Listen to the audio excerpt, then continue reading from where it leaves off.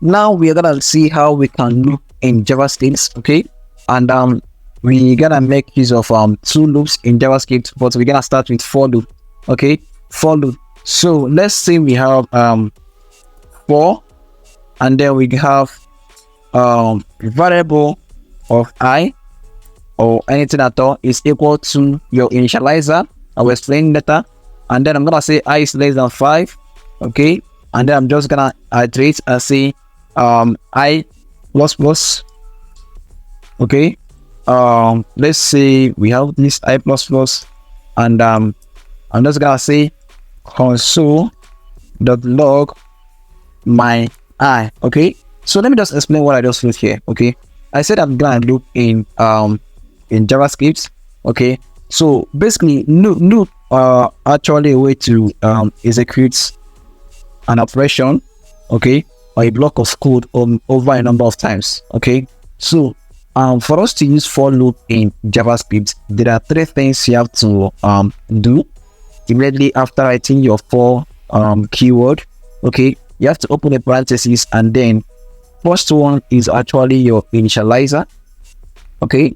The second one is gonna be the condition, which is I less than 5. That's a condition.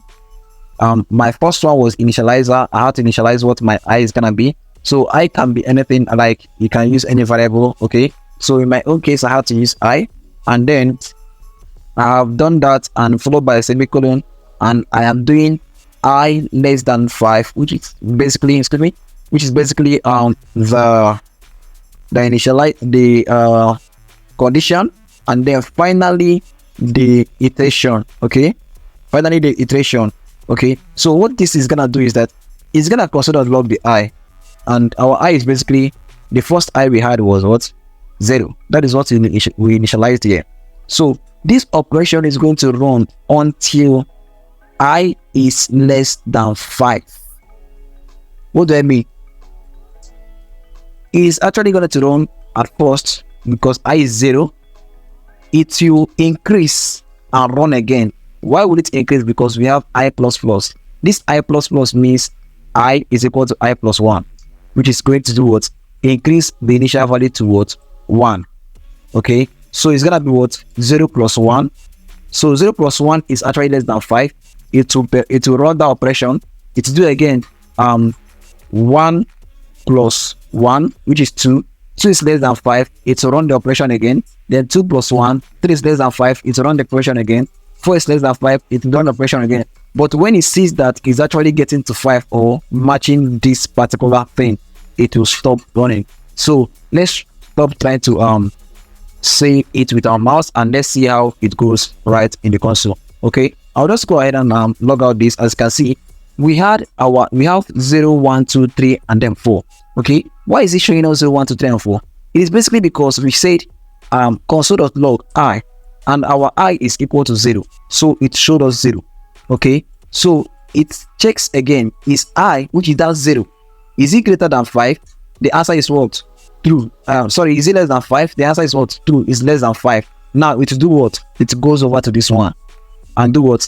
Plus that particular value at that moment with 1. So 0 plus 1 is 1.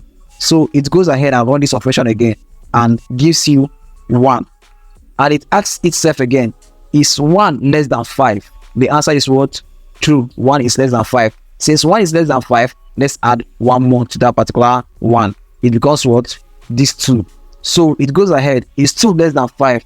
And it says yes, 2 is less than 5. Like that, it adds 1 more to it and gives us what? 3. The same thing happened here. Is 3 less than 5?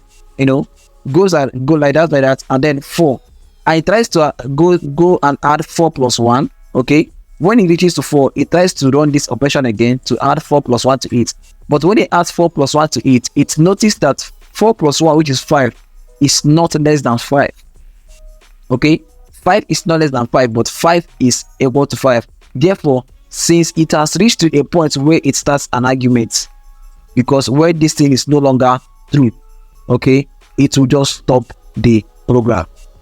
Okay, that is fine. So basically, it will run that program until this condition is met. Okay, so until 5 is until it reaches to this number now, which is 5, okay, it will not stop running this program. This is basically what it means. All right, so that is why we have 0 here down to 4.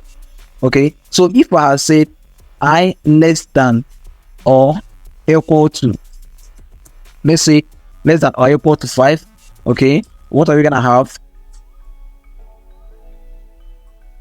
You see, right now I'm having up to 5 because it allows me to also equate to 5. That's to check if it is equal to, that to accept equal to accept the value to equal to 5. All right, sorry for that. To accept the value to equal to 5, not only if the statement is less than 5, it will also accept if it is less than or equal to. Just keep running this thing. Okay, so only stop when it has reached this number and then also this condition. All right, so this is actually what it means to loop in JavaScript using for loop. Okay, there's also another way to loop in JavaScript. Okay, and that is actually the while loop.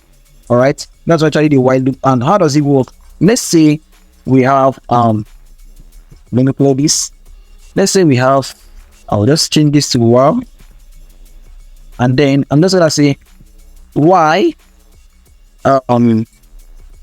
let's say let x to be equal to 5 here. So I'm just gonna say yx is less than 10. Okay, so ys is less than 10. This will also bring better understanding on what we did the first time, because this is quite more understandable, okay, than the first one. So ys is less than 10, console.log,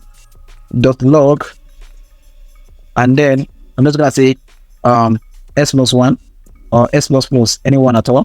If you say s plus 1 is the same thing. If you say s plus plus is the same thing. So what is your x? My x is actually 5. Okay, so ys is less than 10. I will keep running this thing until we have reached this number, which is 10. Okay, but it will not show me 10 because I'm not doing less than or equal to. Okay, so as you can see, if I go ahead and do this, it's gonna give me 5, 6, 7, 8, and 9. Okay, so what does it do? It checks whether x, which is actually 5, is less than 10, which is true. It's less than 10. It performs this operation. And what is this operation? This operation is 5 plus 1, which is this. First of all, it gives me the 5. Okay, and then I run the program, and then it gives me 6.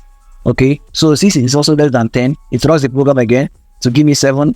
Runs the program again to give me 8. Runs the program again to give me what? 9. So when it tries to run the program again, it will give me 10, but 10 is not less than 10. So the condition remains what? False. That is why it stopped at 9. Okay, so I hope you guys understood this clearly. In case of any confusion, just do it to watch the video again, or you can go ahead and write your question right in the comments box. All right, thank you so much.